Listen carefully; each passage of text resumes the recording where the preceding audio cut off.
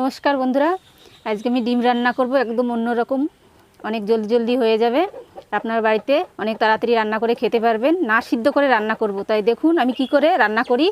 সব বেটে বটে নিয়ে আমি বসে গেছি রান্না করতে। এবার আগুনটা ধরিয়ে নেব। আসুন, আগুনটা ধরানো হয়ে গেছে। এবার আমি রান্না করব, আর অনেক তাড়াতাড়ি হয়ে যাবে রান্নাটা। সর্ষের তেল, ফোড়নে দেবো আমি তেজপাতা, শুকনো লঙ্কা আর গোটা জিরে।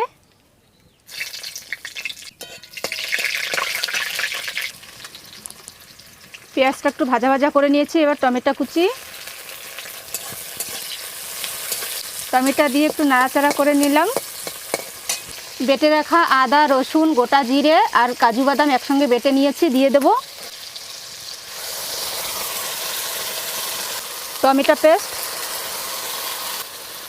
হলুদ গুঁড়ো, নুন, লঙ্কা গুঁড়ো, মশলাটা ভালো করে কষিয়ে নেব। মশলাটা সুন্দর করে কষিয়ে নিয়েছি, এবার জল দিয়ে দেব। দেখুন কত সুন্দর কষানো হয়েছে।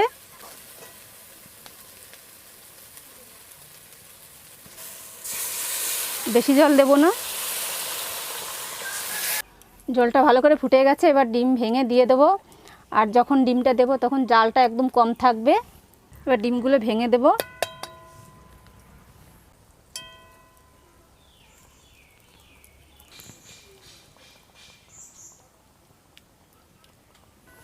আগুনটা কিন্তু একদম কমিয়ে দেবেন যখন ডিমটা দেবেন।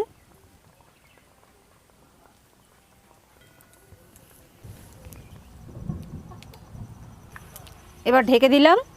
এবার আস্তে আস্তে জাল দিতে হবে। ঢাকনাটা এবার খুলে দেখব কেমন হয়েছে। ধনেপাতা কুচি, আমি জোরসে জাল দিইনি কেন, যে ডিমটা একদম ঝোলের সঙ্গে ছড়িয়ে ছড়িয়ে যাবে, তার জন্য জোরসে জাল দিইনি, আস্তে আস্তে জাল দিয়েছি। এবার নামিয়ে নেব।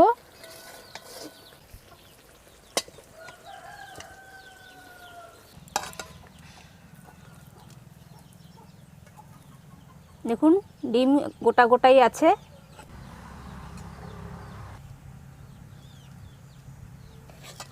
একটা ডিম ভেঙে দেখাচ্ছি, ভিতরটা একদম সুন্দর হয়েছে। দেখুন,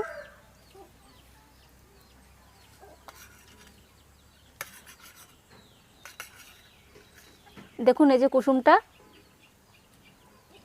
সিদ্ধ করলে যেরকম কুসুম গোটা থাকে তেমনই গোটা আছে।